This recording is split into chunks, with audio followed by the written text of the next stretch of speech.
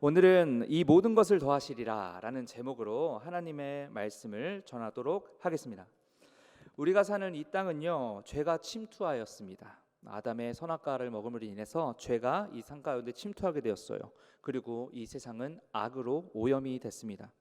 곧 그 오염이라는 것은 슬픔과 괴로움과 낙심과 절망과 혐오와 분노와 염려, 이런 우리가 생각만 해도 정말 악에서부터 온 것이라는 것을 생각할 수 있는 그런 나쁜 것들이 우리 삶 가운데 들어오게 되었죠. 이것은 분명히 하나님의 마음과 완전히 반대가 되는 마음인 것입니다. 반대되는 것, 그것은 곧 하나님과 멀어지게 만드는 죄의 모습들이라는 것이죠. 우리는 예수님을 믿고 구원을 얻었습니다. 여러분 확신하십니까? 예, 조금 더 크게 하셔야 됩니다. 여러분, 예수님을 믿음으로 구원을 받으셨습니까? 아멘, 그렇습니다. 우리는 분명히 예수님을 믿음으로 말미암아 하나님의 의인이라는 법적인 선포를 받았습니다. 하지만 최종적인, 즉 예수님이 다시 이 땅에 재림하셔서 심판하시는 그 재림의 날에, 그리고 그때까지 우리는 이 땅에서 악과 죄악이 도사리고 있는 이 땅에서 살아갈 수밖에 없는 존재라는 것이죠. 그러니 이 사실을 아는 우리들은요, 세상과 똑같이 살아갈 수 없습니다. 우리 주변에 가장 가까운 친구들이나 가장 가까운 지인들이 그렇게 세상을 따라 살아간다 할지라도 예수님의 그 진리를 믿고 그것을 아는 우리들은 그들과 똑같이 살아갈 수가 없다는 것입니다. 죄의 잔해에 몸을 묻히며 살아갈 수가 없다는 것이죠. 그것이 바로 하나님의 백성은 거룩해야 된다라는 말씀이라는 것이죠. 하지만 이 싸움은요, 사실 이 땅을 살아가는 저와 여러분들만 하고 있던 게 아닙니다. 이미 성경을 보면요, 성경의 많은 믿음의 선조들은요, 그렇게 삶 속에서 믿음을 붙잡고 때론 그 믿음 때문에 아픔을 당하고 죽임까지 당해야 했습니다. 단 하나님을 바라보게 하심으로 이 세상의 염려를 내려놓게 하시기도 했고요. 실제로 하나님만 바라보며 도움을 구하며 순종하며 나아갈 때에 다니엘처럼 말이죠, 하나님은 그 땅에서 그 자녀들을 통해서 자신의 크신 능력과 영광을 나타내 오셨습니다. 우리도 그들처럼, 다니엘처럼, 요셉처럼, 모세처럼 하나님을 믿습니다. 성경을 믿습니다. 그렇다면 우리도 그 믿음의 선배들과 같이 이 세상의 것을 염려하지 않고 지금 이 순간에도 실제로 우리에게 은혜 주시고 공급하시는 하나님을 전적으로 믿고 살아가고 계십니까? 오늘 하루 그렇게 우리의 염려를 내려놓고 이 세상의 근심 내려놓고 하나님만 온전히 바라고 신뢰하며 나아가셨습니까? 아니면 이 세상의 사람들처럼 이 세상의 것에 부족하다라는 그 결핍과 그 슬픔으로 인하여 절망하고 불안해하며 사셨습니까? 오늘 말씀은요, 예수님을 믿는다고는 하지만 세상의 것을 더 얻기 위해 세상의 것이 없어서 불평하고 있는, 낙심하고 있는 그 믿음의 사람들을 위해서 하나님께서 다시 한번 자신의 뜻을 나타내시는 사랑의 메시지인 것입니다. 이 말씀을 통해서 끊임없이 찾아오는 이 염려에 대해서 해방이 되는 그런 오늘 예배가 되기를 주님의 이름으로 소망합니다.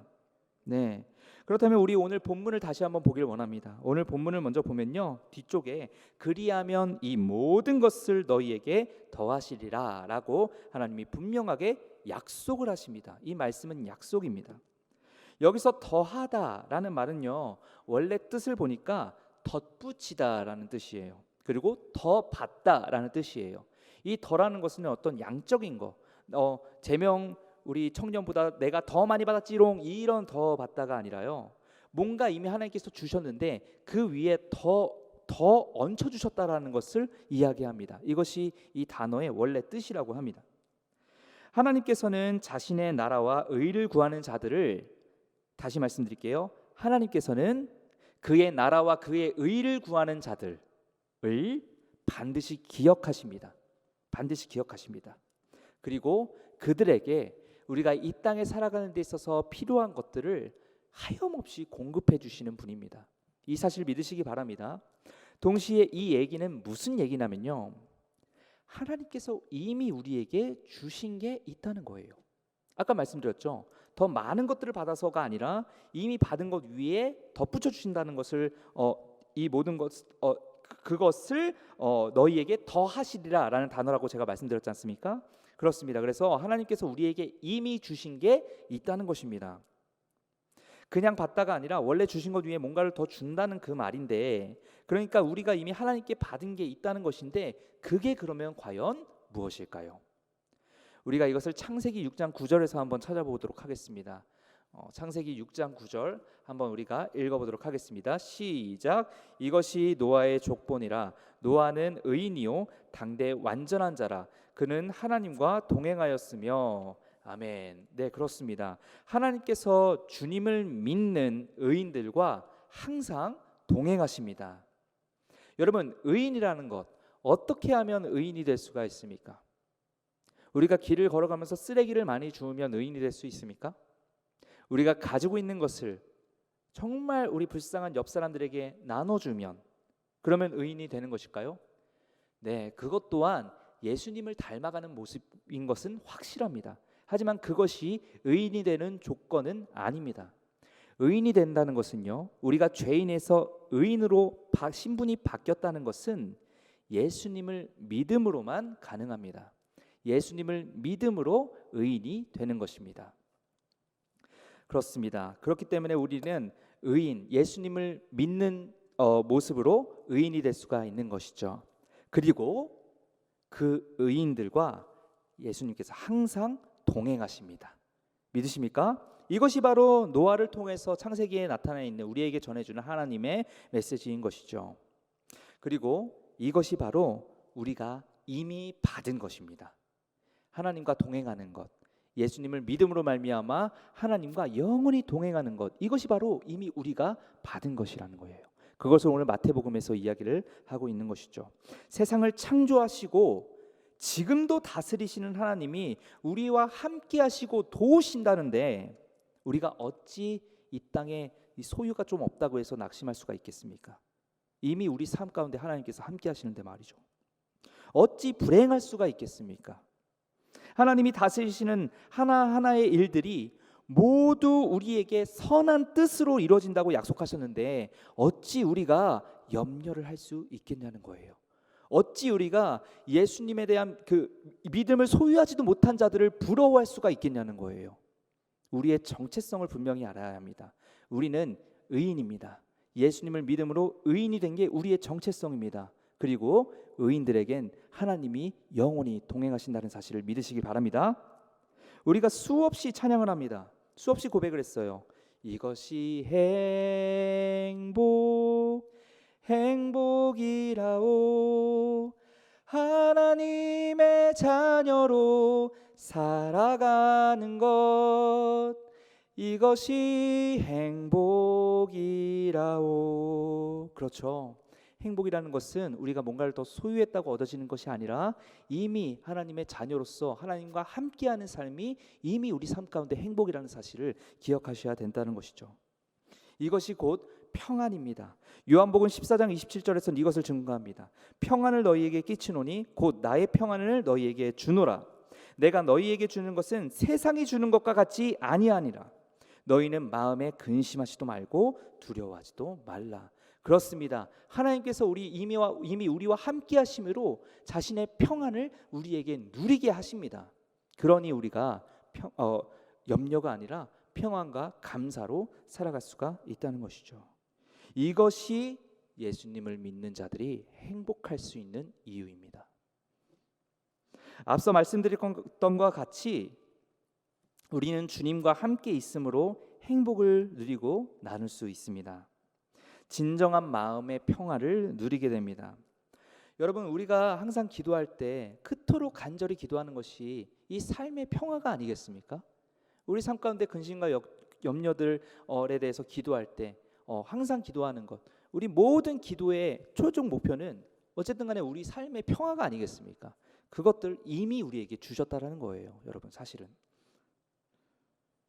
이것은 그렇게 기도하던 그 문제가 해결이 돼서 오는 평화가 아니고요, 해결이 되지는 않았지만 기도하는 와중에 계속해서 하나님께서 내가 너와 함께한다라는 그 사실을 속삭여 주시고 우리가 그것을 깨달았을 때, 그랬을 때 비로소 평화롭게 우리가 확신을 가지고 살아갈 수가 있다는 것입니다.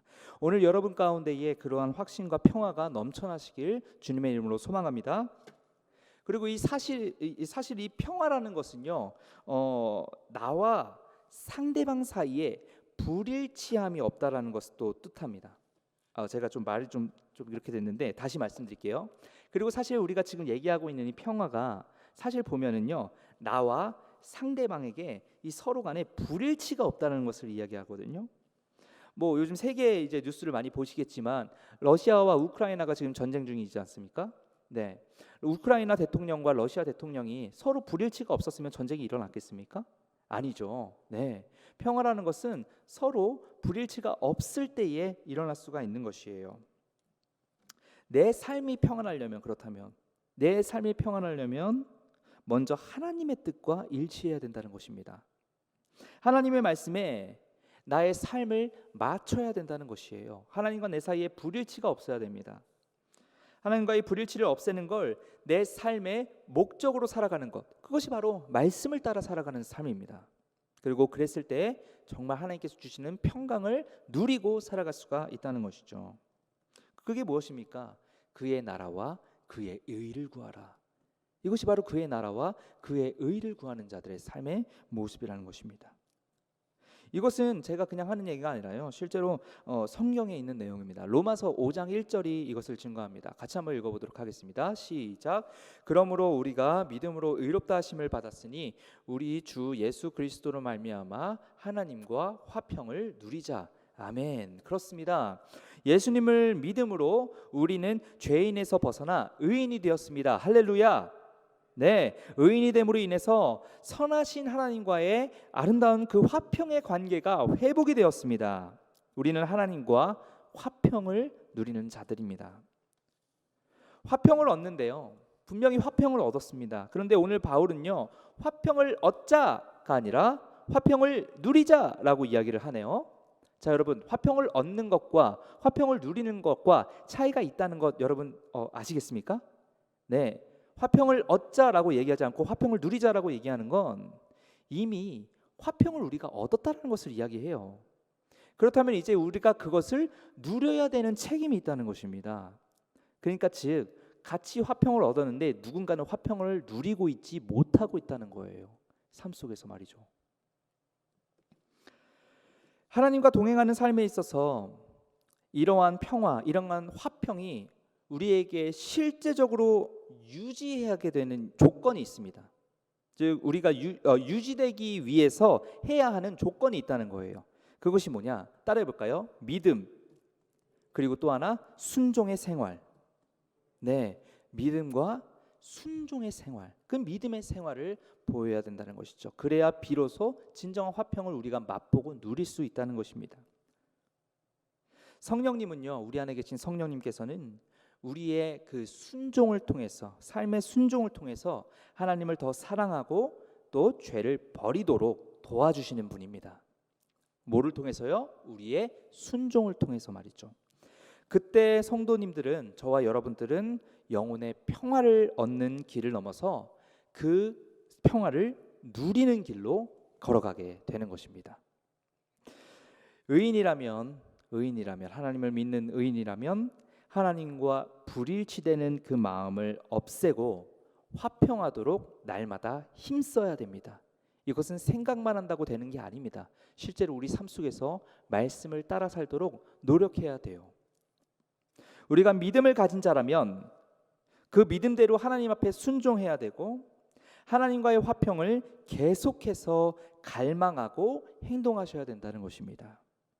예수님을 믿고 동시에 믿는 대로 삶의 모습으로 나타내는 것, 이것이 바로 믿음과 순종을 나타내는 의인의 모습이라는 것이죠. 둘째로 하나님의 그 평화를 맛보는 자들은요, 계속해서 그 평화를 갈망하게 됩니다. 무슨 말이냐면 시편 57편 5절에 이 말씀에 대해서 우리가 한번 읽어볼 필요가 있습니다. 시편 57편 5절 같이 읽겠습니다. 시작. 하나님이여 주는 하늘 위에 높이 들리시며 주의 영광이 온 세계 위에 높아지기를 원하나이다. 아멘. 이 말씀에 대해서 우리 이야기를 좀 나누고 싶습니다. 여러분, 다윗이요 골리앗 앞에 갑옷도 없이 걸어 나갈 수 있었던 이유는요, 골리앗을 보니 만만하고 뭔가 내가 좀 어떻게 좀 해볼 만할 것 같고 이래서 나간 것이 아닙니다. 다윗이 골리앗 앞에 나간 것은요, 골리앗이 그 하나님의 영광을 조롱하고 폄하했어요. 그것을 다윗이 들었었어요. 그래서 나갔습니다. 다른 게 아닙니다. 그래서 나갔습니다. 그 골리앗이 조롱하고 하나님을 폄하하는 그 말을 다윗은 도저히 참을 수가 없었던 것입니다. 다윗은요 하나님의 영광을 매일매일 맛보던 자였습니다. 하나님과의 평강을 매일매일 누리던 자였습니다. 다윗이 아버지의 양을 지킬 때에 사자나 곰이 와서 양의 새끼를 물어가면 끝까지 찾아가서 그 양을 구해냈어요. 그리고 그 곰과 사자가 다윗 자신을 해치려고 하면 이 수염을 잡고 쳐 죽였다라고 이야기를 합니다. 이거 다윗이 진짜로 자기가 실제로 얘기했던 얘기예요. 사울 앞에서. 이게 뭐 다윗이 나 좀 세 보이려고 무용담을 하는 것입니까? 거짓말로? 아니죠. 실제 얘기를 하고 있다는 것이죠. 자기 힘을 과시하고 자랑한 게 아닙니다. 이것이 어디 나와 있냐? 사무엘상 17장 37절에 이렇게 말하기 때문에 우리가 이것을 알 수 있는데요. 같이 한번 읽어보겠습니다. 시작. 또 다윗이 이르되 여호와께서 나를 사자의 발톱과 곰의 발톱에서 건져내셨은즉. 네, 여기까지 읽겠습니다. 그렇게 자신의 아버지의 양을 지킬 때에 이렇게 곰과 사자에게서 싸워서 이겼다라고 얘기했던 것은 자신을 드러내고자 한 게 아니라 하나님의 영광이 얼마나 위대하신지 나타내고자 이렇게 사울에게 이야기를 한 것이에요. 간증을 한 것이죠. 그 모든 능력이 하나님께로부터 나왔다는 사실을 겸허히 고백했던 것입니다. 그리고 실제로 다윗은 그렇게 하나님의 능력과 영광을 매일매일 누리던 자라는 것을 다윗을 통해서 우리가 알 수 있지 않습니까? 이 다윗과 같이 세상이 아니라 하나님의 영광을 누리고 자신의 삶을 그 영광에 맞추는 사람들은요, 하나님이 주신 평강을 매일매일 누릴 수 있게 되는 것입니다. 그리고 항상 그것을 갈망하게 합니다. 실제로 다윗이 골리앗과 싸워서 어떻게 됐습니까? 처참한 죽음을 맞이했습니까? 아니죠. 하나님의 영광을 온 세계 위에 나타내지 않았습니까? 이것이 바로 우리가 다윗처럼 살아야 되는 이유입니다. 하나님의 영광을 드러내는 삶, 그러려면 먼저 하나님의 영광을 날마다 갈망해야 된다는 것이에요. 하나님이 얼마나 위대하신 분인지 우리가 믿고 따라야 된다는 것입니다. 그리고 자신뿐만 아니라 그 이스라엘의 온 땅 위에 평화를 안겨다 줬습니다. 그렇게 하나님이 다윗과 함께 하시고 날마다 그 평화를 경험하게 하셨습니다. 그러니까 이스라엘 사람들 가운데 어떤 유행가가 퍼졌습니까? 사울은 천천히요, 다윗은 만만이다. 이런 유행가가 퍼지지 않았습니까? 하나님께서 다윗을 높이 들어 사용하신 것입니다. 그때 무슨 일이 일어납니까? 사울이 다윗을 질투하게 되고 이제 죽이려고 하지 않습니까? 그러고 나서 다윗이 어디로 도망가요? 광야로 도망갑니다.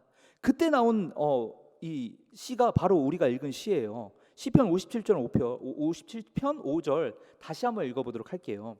시작. 하나님이여 주는 하늘 위에 높이 들리시며 주의 영광이 온 세계 위에 높아지기를 원하나이다. 아멘. 여러분, 다시 말씀드리지만 지금 이 다윗의 상황이요, 좋은 상황이 결코 아닙니다. 골리앗을 때려 죽이고 다윗은 만만이로다, 이 유행가가 막 울려 퍼지던 때가 아니에요. 거의 죽기 직전에 도망가갖고 정말 언제 죽을지도 모르는 그 상황, 그 사경을 헤매는 그 상황 가운데서 이 시가 나왔다는 것입니다. 고통, 염려, 심지어 생명의 위협 가운데서도 지금 다윗이 포기할 수 없는 게 한 가지가 있습니다. 그것은 바로 하나님의 그때 그 영광을 맛보는 것이에요. 다시 맛보는 것입니다. 그것에 대한 갈망이 지금 다윗 가운데 있다는 것입니다.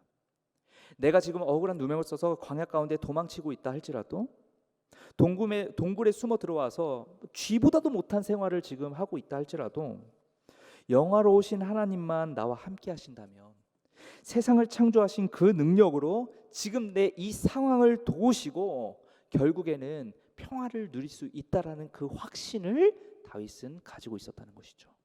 그 믿음을 포기할 수가 없었다는 것입니다.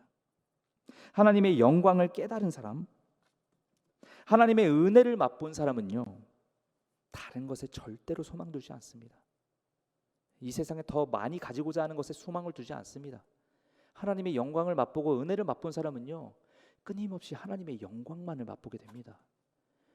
우리 삶 가운데 진정 그 하나님의 영광을 갈망하고 계십니까? 우리가 이 다윗의 말씀을 통해서 우리가 정말 붙잡고 소망을 둬야 되는 것이 무엇인지 확실히 구별될 수 있는 그런 오늘 예배가 되기를 주님의 이름으로 소망합니다. 네. 그러니 계속해서 하나님의 영광이 이 땅에 가득하기를 바라며 살아가게 되는 것, 그것이 바로 다윗과 같이 하나님의 영광을 바라보며 사는 사람들의 모습이라는 것입니다. 그래서 참된 의인은요, 참된 신자는요, 자신의 삶이 행복해지기보다도 자신의 삶이 거룩해지기를 바랍니다. 네, 이 땅 가운데 더 많은 걸 가지기보다는요, 하나님께서 영광 받으시길 바랍니다. 그리고 자신뿐만 아니라 내 주변에 있는 모든 사람이, 그게 내 가족이건 직장 동료건 아니면 친구들이건 아니면 새로 선출된 대통령이건, 모두가 하나님께 영광을 올려드리는 삶을 살기를 간절히 바라게 되는 것입니다. 나 더 많이 가지게 해주세요. 더 뭔가를 더 많이 하게 해주세요. 이것보다는요, 우리 모두가 하나님께 영광을 올려드리게 해주세요 라는 기도를 하게 됩니다. 이렇듯 하나님은 이미 우리를 위해서 함께 하시는 은혜를 주셨고요, 또 자신의 영광을 맛보고 살아갈 수 있게 해주셨습니다. 이것이 이미 하나님의 자녀인 우리가 누릴 수 있는 것, 이미 하나님께서 우리에게 주신 복이라는 것입니다. 이렇게 하나님의 나라와 의를 추구하며 사는 사람들은 이미 하나님의 평화와 은혜를 날마다 누리고 있습니다.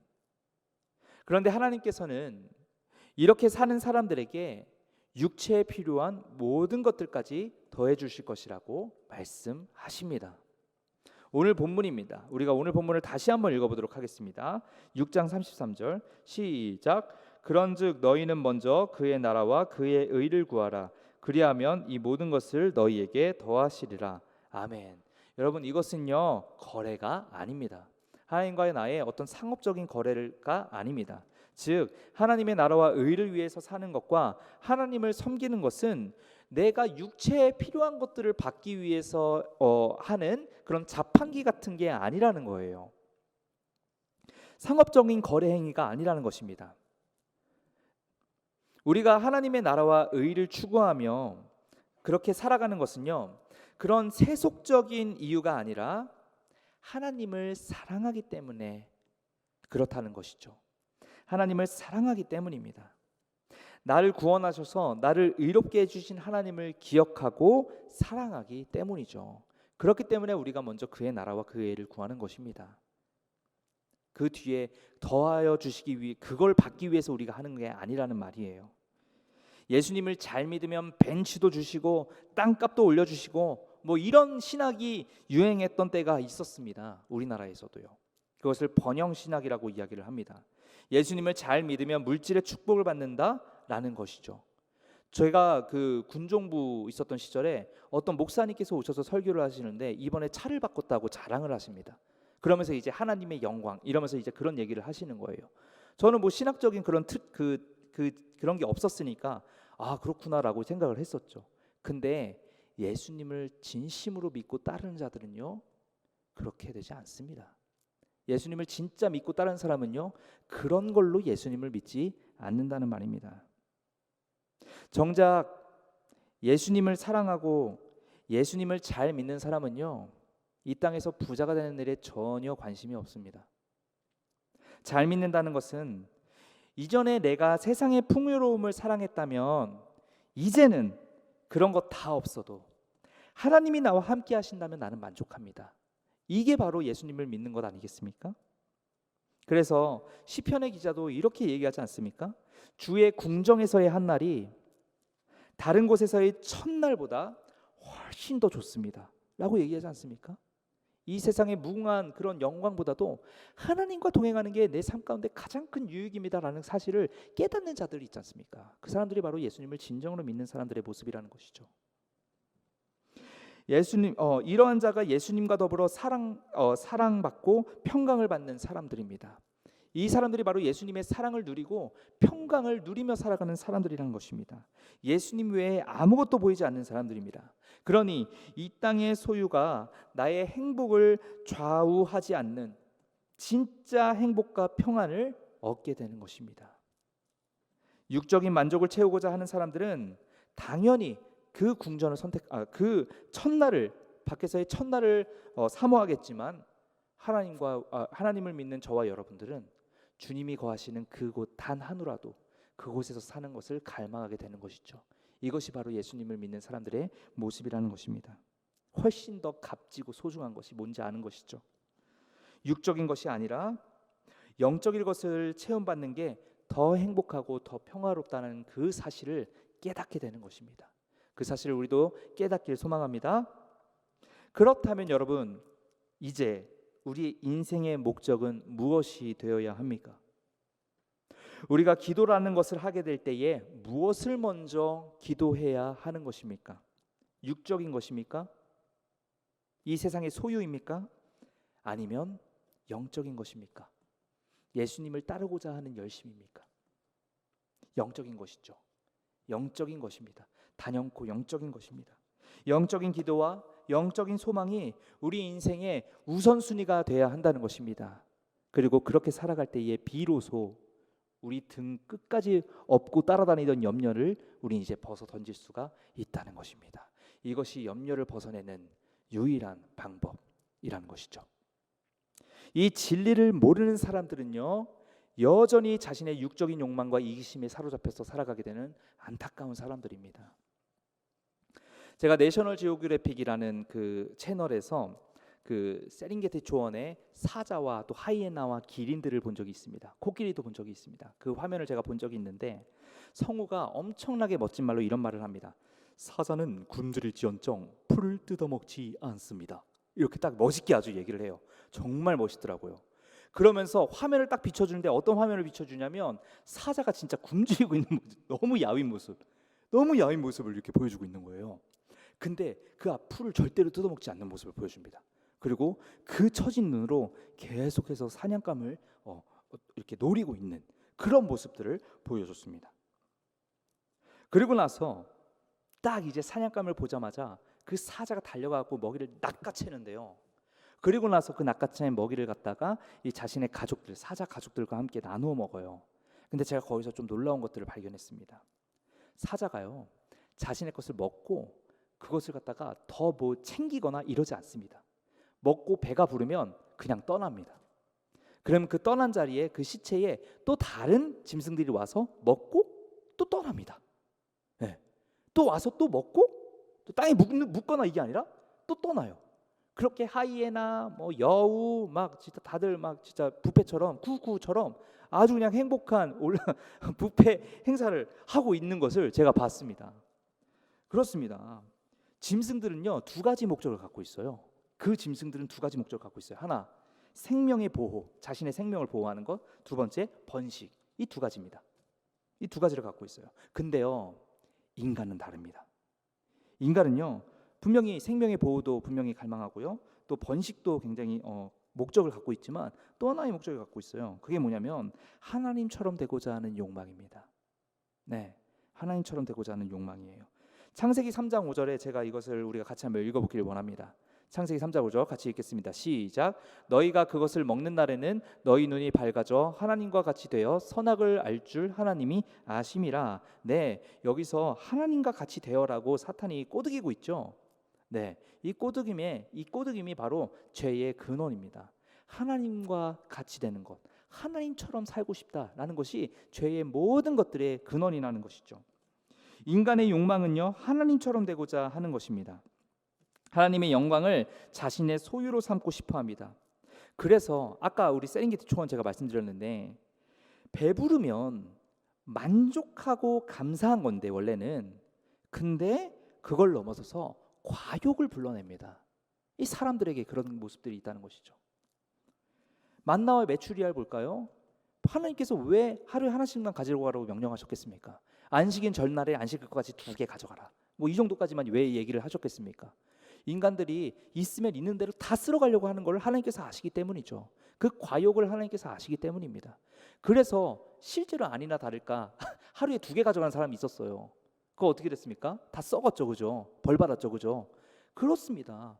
이 사자들과 하이에나들과 다른 짐승들은 다 그냥 배부르면 떠났는데 유독 우리 인간들만 그것에 대해 필요 이상으로 과욕을 챙기려고 한다는 것입니다. 왜 그렇습니까? 왜 그렇습니까? 이것이 바로 인간들의 욕망이기 때문입니다. 하나님과 더 가까이 가 하나님처럼 되고자 하는 하나님의 영광을 우리가 발현하며, 그러니까 거울로 우리가 비추듯이 하나님의 영광을 비추는 삶을 살면 되는데 그 하나님의 영광을 내 것으로 삼고 싶어 해요. 그러니까 우리가 더 많이 가지고 싶어 하고 더 인기를 얻고 싶어 하고 더 부족해도 쌓아가려고 하는 그 욕망이 바로 인간들의 욕망이라는 것입니다. 바벨탑 사건이 바로 대표적인 예죠. 그렇다는 것입니다. 사랑하는 여러분, 삶을 위해서 우리 육신이 있는 것이지 우리 육신을 위해서 하나님께서 삶을 주신 게 아닙니다. 이 분별을 우리가 분명하게 해야 된다는 것입니다. 우리는 더 좋은 것을 추구하며 얻기 위해서 만들어지지 않았습니다. 더 좋은 것의 뒷공문을 따라가고자 하나님께서 우리에게 생명을 주신 게 아니라는 말입니다. 우리는 하나님의 영광을 위해 살도록 부름받았습니다. 하나님의 영광을 위해 살 때에 더 좋은 것, 더 반짝이는 것 얻고자 고군분투하다가 상처받고 넘어지는 그 죄의 열매는 사라지게 될 것입니다. 그러니 우리는 굿바이 염려를 하기 위해 먼저 하나님 한 분만으로 만족하는 그 참된 하나님을 믿는 사람들의 모습을 살아내야 된다는 것이죠. 고린도전서 10장 31절이 이것을 이야기합니다. 같이 한번 읽어보도록 할게요. 시작. 그런즉 너희가 먹든지 마시든지 무엇을 하든지 위하여 하라. 아멘. 여러분, 다 하나님의 영광을 하라고 사도 바울이 분명히 이야기를 합니다. 제가 한 가지 질문 드리겠습니다. 먹고 마시는 거 누가 주셨을까요? 하나님이 주셨죠. 네, 이것은요, 이 말씀에 비추어 본 바로 이 모든 먹고 마시는 모든 것들은요, 내가 그냥 내 소유로 먹고 누리라고 주신 게 아니란 말이에요. 이것을 통해서 하나님의 영광을 드러내며 살아가도록 하나님께서 그걸 주셨다는 거예요. 맡기셨다는 것이죠. 우리는 어느 상황 가운데서 청지기의 역할을 감당해야 되는 것입니다. 네, 하나님의 영광을 위해서 살아가야 된다는 것이죠. 예를 들어 보시죠. 제가 우리 재명 선생님께 이 안경, 화장실 가기 전에 잠깐 이 안경을 맡겼다고 칩시다. 그러고 가서 화장실을 가서 손을 닦고 다시 나왔습니다. 다시 나와서 이제 재명 쌤 고마워요. 이제 그 안경 주시겠어요? 하는데 재명 쌤이 제 안경을 끼고 있더니 뭐요? 이거 제 건데요. 주셨는데 왜 뺏어요? 이렇게 얘기를 하면 이 재명 쌤은 좋은 사람입니까? 나쁜 사람입니까? 나쁜 사람이죠, 그죠? 실제로는 재명 쌤 너무 좋은 사람이지만 이렇게 행동을 하면 참 나쁜 사람이죠, 그죠? 하나님께서요, 우리에게 생명도 주셨고요, 상황도 주셨고요, 우리에게 먹고 마시는 것까지 다 주셨습니다. 맡기셨습니다. 그죠? 그것을 우리의 욕심과 우리의 욕망을 위해서 살아간다면 우리는 하나님 앞에 좋은 자녀일까요? 나쁜 자녀일까요? 나쁜 자녀입니다. 그렇죠? 결코 하나님을 온전하게 믿는다라고 이야기할 수가 없을 것입니다. 먹고 마시는 것 누가 주셨습니까? 다 하나님께서 주셨습니다. 하나님의 영광을 위해서 주신 것입니다. 하나님이 주신 이유, 하나님의 영광을 나타내도록 살아가게 하신 것이죠. 우리는 그 목적에 맞게 살아가야 된다는 것입니다. 사랑하는 여러분, 말씀을 마치겠습니다. 우리는 먼저 하나님의 나라와 의를 구해야 합니다. 그럴 때에 이 땅에 필요한 모든 것들을 당연하게 부어주십니다. 이 말씀은 뭔가를 더 주신다는 것에 초점이 있는 것이 아닙니다. 먼저 하나님의 나라와 의를 위해 살아가라는 하나님의 마음, 하나님의 요구가 담겨져 있는 말씀입니다. 우리가 먼저 집중할 것은요, 하나님께서 이미 나에게 주신 하나님과 동행하는 그 은혜를 기억하는 것입니다. 이미 우리와 동행하시는데 우리가 하나님이 나와 함께 하신다는 걸 기억하지 못한다면 우리가 어떻게 그 기쁨을 누리고 살아갈 수가 있겠습니까? 그러니 예수님을 믿는 의인들, 저와 여러분들에게 하나님께서 동행하신다는 사실을 기억하시길 바랍니다. 잊지 마시길 바랍니다.